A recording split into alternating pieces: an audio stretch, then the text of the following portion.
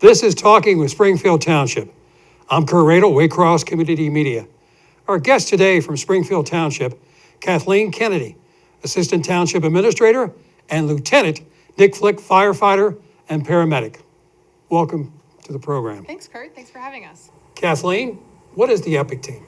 The EPIC team, so Employees Promoting Innovative Change, is a interdepartmental collaboration group within the Office of Innovation.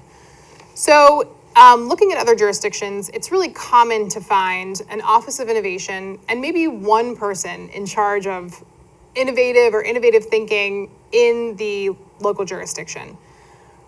Springfield Township intentionally wanted to make the innovation team interdepartmental and collaborative. So we occasionally, on a regular basis, will steal a couple people from each department, Nick included. We've got 2 folks from the fire department, 2 members of our public works department, 2 in the police department. The way we innovate is by really starting our meetings saying, what's happening in your department? What's going on? What's working? What's not working? And usually when we identify things that aren't working in our departments or in our day-to-day activities of just providing services throughout the township, that's where some of our best innovation happens. Again, sometimes in other jurisdictions, you'll find maybe the assistant city manager or the assistant administrator is responsible for innovation. But it's really our folks in the township employees who are out in the field. They're out in the community. They're the ones who are doing kind of the real legwork, providing services to our community, who can say, hey, I had this interaction with this person and it didn't go well, and I think I can fix that. Or, hey, we have this problem that seems to keep occurring over and over and over again. Instead of the common government phrase like, well, that's the way it's always been, or we're not going to change X, Y, Z. We don't promote that kind of thinking. We want to find areas where we can make improvements. We want to constantly be making improvements in the township. So we want to identify those areas where we can improve and find ways to fix them. So what you're doing in essence, instead of a township or a government entity sounding like a government entity, you're trying to relate to the customer. That's exactly right. We want to make sure that what we do makes sense to our customers. There's another program called the Neat Streets program. What is that about? The Neat Streets program is a brainchild of the EPIC team. So we were trying to find ways of cleaning up our neighborhoods. One of the most frequent questions or concerns we get from our residents is litter, and litter in our common areas, especially along roadways and in public areas. So the Neat Streets program brings the full force of our public works department. We have a Neat Streets trailer that you may see driving around Springfield Township. That comes out and brings all of our tools and equipment. And then we want to involve residents of the community that we're focusing on for that specific event. We want to bring residents from the community out for the morning to help us pick up litter. We want to have our residents take pride and ownership in helping clean up the neighborhood, but we also want to make sure that they have the resources to do it. So we try to schedule 3 or 4 events throughout the year where we're focusing on a specific neighborhood of the township. We bring the supplies, some of the manpower, gloves, bags, litter pickup sticks, things like that. But we invite the community to help us do the litter pickup. It's a fun way for residents and public works staff and elected officials to meet. There's a lot of great conversations that happen throughout that afternoon or that morning, but also beautifying our public areas. Lieutenant, I'm addressing you as Lieutenant because you said your mom would like to hear that. So I'm doing it as, just to make you happy and good with your mom. What is the Language Translation Services Program, and how does that work, Nick? So like Kathleen said, a lot of what the EPIC team is about is taking processes and seeing how they work for the entire township. This specific one, we found the need for the variety of languages that we have in Springfield Township through the school districts and just everyday runs we make with the fire department, interactions with public works, zoning, that we had a lot of people with that had difficulty communicating. So Language Line is the company we ended up going with. gave us the way to break that barrier, maybe reduce some anxiety on the customer, the resident, as well as improve our care, both fire and EMS, for police, just simple interaction, and then with zoning, making sure that things are clear. So this program gives us the opportunity for all departments within the township to allow our residents to have a voice where they feel like they may not otherwise have. We've even extended this further as to translating some of our forms on our website. So Spanish, for instance, you can find those forms on our website to fill out in Spanish. I noticed on your wrist, you have a new app. Tell us about it. So these are called Whoop bands. They're not too dissimilar to an Apple Watch healthcare stuff or Fitbit. As part of the our health and wellness program at Springfield Township, we look for employee initiatives. When someone goes and gets a physical, or we participate monthly in activities, water challenges, fitness challenges. It was a way to get back to our employees. So we have these. I'm not sure how many people we have. I want to say we're upwards of 60 now. Participating in it. So what it gives them is it gives them live data as far as how well you're sleeping, how much strain you have during the day, and then correlation between that. They obviously count like steps and calories and everything else. So just a part of the health and wellness program, just a way of improving an individual and within our departments, their health and wellness. Have you changed your diet because of it? Less hot dogs and hamburgers? Sure. You can't make that kind of sacrifice. No, I would say the biggest thing for me as a firefighter, in particularly a busy department, there's many sleepless nights. So it's really reassuring that what I know already exists, but what it does is it allows me to prepare for the next day, that I need to recover, and that makes it very cognizant of the next day, that I need to hydrate, I need to sleep. And that's been across the board for all the people that have been using the product so far. So. The other neat thing about the Whoop band that we've now kind of disseminated throughout all of our departments with the township is that not only will it show the individual user their own health data, but we anonymously will aggregate that data. So I can populate all of the wearers in the fire department and see trends. So, oh wow, for whatever reason, we're not getting, this would be an obvious one, but oh wow, we're not getting great sleep in the fire department. What can we do to promote good sleep habits? Or wow, overall township-wide, we're seeing high levels of stress. Perhaps we can gear our wellness programs from the township to focus on better stress handling techniques. So not only is it great for the individual person who's trying to improve their own health and wellness, not only from a physical standpoint, but emotional, mental, sleep, every aspect, we can then gear our wellness programs through the township holistically for all of our employees on some of the trends that we're seeing.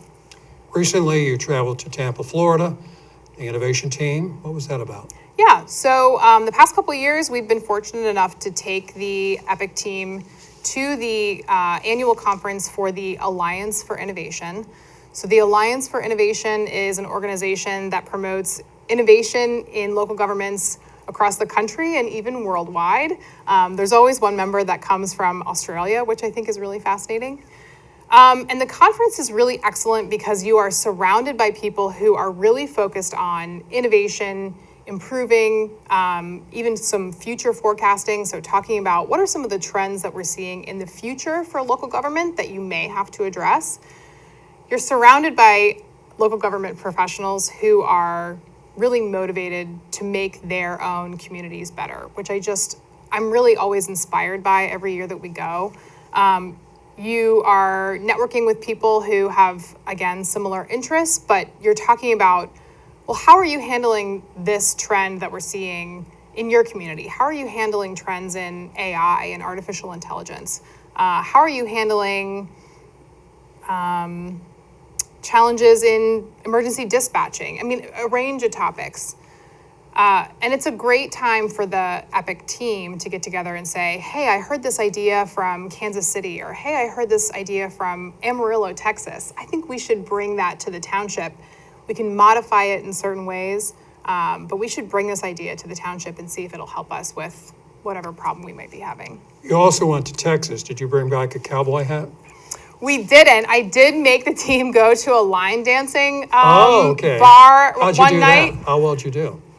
We did not do well. We won't be going back. No, we won't be going back. Nick, you have drones in Springfield Township. Tell us about the program. So actually, this is an interesting thing. Kind of the essence of the EPIC team is we want ideas sourced from not only the EPIC team, but all of our departments. So the drone program actually started with one of our firefighters who has a passion for drones and saw a unique need for us in our department. So originally we kind of started this was going to be a training aid, way of see oversight for training and develop material to train in the future. It developed from there to actual incidents oversight for finding hotspots. We also use it for the police department, whether it's overwatch for an incident or perhaps for a missing person. And then now the township itself is using it for media outlet to develop marketing material.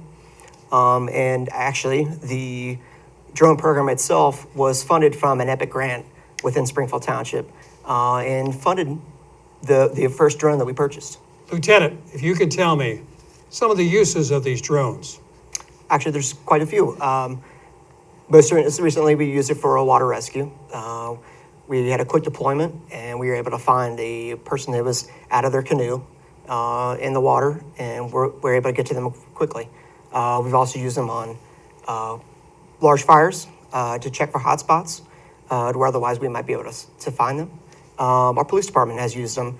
In fact, we have an incident where they had an entrapped person in a building, and we actually flew the drone into the house and located the person where they were in the house.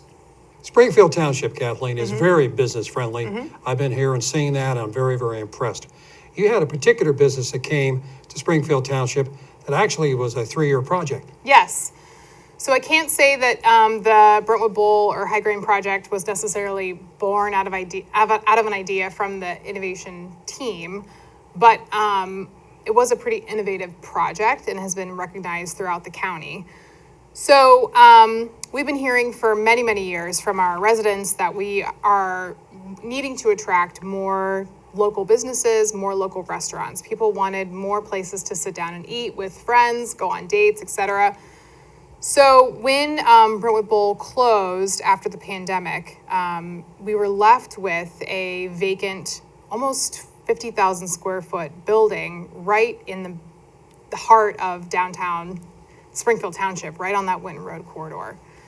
And we were getting a lot of calls from out-of-state investors calling the township for zoning, seeing what zoning would permit to be on that site. So if you look at an aerial, map of the township, the Brentwood Bowl property is one of the largest pieces of property on the Winton Road corridor, and for that reason, it was very valuable.